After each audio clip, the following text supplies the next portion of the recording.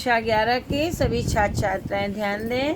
मैं आपकी विषयाध्यापिका मंजू गुप्ता आपको आपकी हिंदी पुस्तक के काव्यखंड का पहला पाठ साखी पढ़ा रही थी, जिसका आगे का दोहा पढ़ाने जा रही हूँ। इस साखी के रचयिता कबीर दास जी हैं, जो भक्ति काल की निर्गुण भक्ति शाखा के सर्वोत्कृष्ट कवि हैं।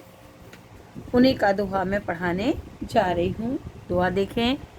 हेरत हेरत हे सखी रहा कबीर हिराय, बूंद समानी समद में शोकत हेरी जाए।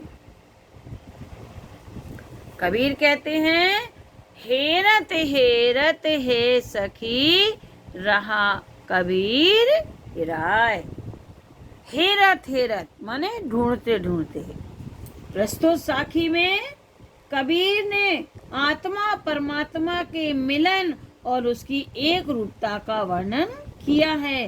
कबीर कहते हैं, हेरत हेरत हे सखी रहा कबीर हिराय।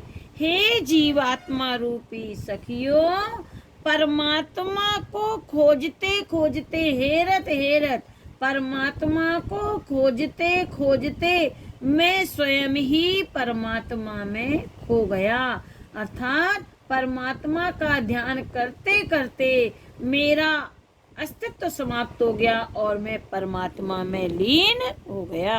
हेरत हेरत हे सखी रहा कबीर हिराय।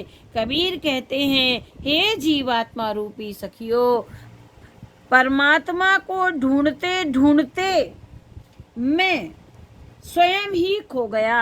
अर्थात परमात्मा में का ध्यान करते करते, उनका मनन करते करते मेरा अस्तित्व समाप्त हो गया और मैं परमात्मा में ही लीन हो गया। बूंद समानी समद में शोकत हेरी जाए। इस अंडरलाइन की व्याख्या आपको करनी है, ध्यान से देखें। बूंद समानी समद में शोकत हेरी जाए। कबीर दास जी कहते हैं, जो बूंद सागर में समा जाती है उसे किस प्रकार खोजा जा सकता है। एक बूंद जो सागर में समाप्त हो मिल जाती है, शोकत हेरी जाए, उसे किस प्रकार खोजा जा सकता है। भाव ये है कि जिस प्रकार समुद्र में मिलकर बूंद अपना अस्तित्व समाप्त कर देती है, उसी प्रकार से ये जीवात्मा जब परमात्मा में लीन हो जाती है तो उसकी पृथक सत्ता समाप्त हो जाती है। ये जीव अर्थ कैसे लिखेंगे। कबीर दास जी कहते हैं, जो बूंद सागर में समा जाती है उसको किस प्रकार खोजा जाता है। अर्थात भाव यह है, जिस प्रकार समुद्र में बूंद मिलकर अपना अस्तित्व समाप्त कर देती है, उसी प्रकार जीवात्मा जब परमात्मा में विलीन हो जाती है तो उसकी पृथक सत्ता समाप्त हो जाती है। यहाँ पर द्वैतवाद का खंडन है। अद्वैतवाद को स्वीकार किया है कि जब तक बूंद और समुद्र रहता है तो दोनों का अस्तित्व समाप्त हो जाता है। जब बूंद सागर में मिल जाती है तो उसमें कोई भेद नहीं किया जा सकता। उसी प्रकार से परमात्मा और जीवात्मा जब तक अलग अलग रहती हैं तब उनमें भेद रहता है, लेकिन जब जीवात्मा परमात्मा में विलीन हो जाती है तो उसका अस्तित्व समाप्त हो जाता है और वह परमात्मा में ही हो जाती है।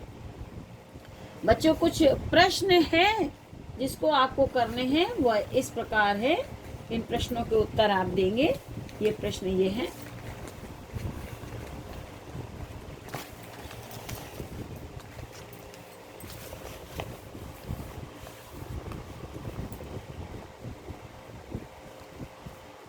पहला प्रश्न है, पद्यांश के पाठ और कवि का नाम लिखिए।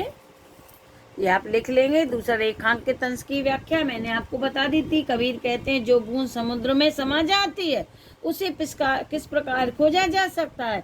जिस प्रकार समुद्र में मिलकर बूंद अपना अस्तित्व समाप्त कर देती है, उसी प्रकार जीवात्मा परमात्मा में लीन हो जाती है और उसकी पृथक सत्ता समाप्त हो जाती है। अगला प्रश्न है, प्रस्तुत साखी में कबीर ने किसका वर्णन किया है? उत्तर लिखेंगे, प्रस्तुत साखी में कबीर ने आत्मा परमात्मा के मिलन और उसकी एक रूपता का वर्णन किया है। चौथा प्रश्न है, जीवात्मा रूपी सखियों से कबीर क्या कह रहे हैं? उत्तर लिखेंगे, जीवात्मा रूपी सखियों से कबीर कहते हैं, हे जीवात्मा रूपी सखियों, परमात्मा को खोजते खोजते मैं स्वयं खो गया, अर्थात परमात्मा का ध्यान करते करते मेरा अस्तित्व समाप्त हो गया और मैं परमात्मा में लीन हो गया। अगला प्रश्न है, कबीर किस उदाहरण के माध्यम से अपनी बात को स्पष्ट करते हैं? उत्तर लिखेंगे, कबीर इस उदाहरण के माध्यम से अपनी बात को स्पष्ट करते हैं। जैसे बूंद सागर में समा जाती है, उसे किस प्रकार खोजा जा सकता है, ठीक उसी प्रकार मैं भी परमात्मा में इस प्रकार लीन हो गया कि अब मेरा अस्तित्व समाप्त हो गया और मैं परमात्मा में हो गया। अगला प्रश्न है, प्रस्तुत साखी का भाव स्पष्ट कीजिए। उत्तर लिखेंगे, प्रस्तुत साखी का भाव यह है कि जिस प्रकार समुद्र में बूंद मिलकर अपना समाप्त कर देती है, उसी प्रकार से जीवात्मा भी परमात्मा में लीन हो जाती है और उसकी पृथक सत्ता समाप्त हो जाती है। बच्चों, ये दुआ यहीं तक, आगे कल पढ़ाएंगे। Thank you.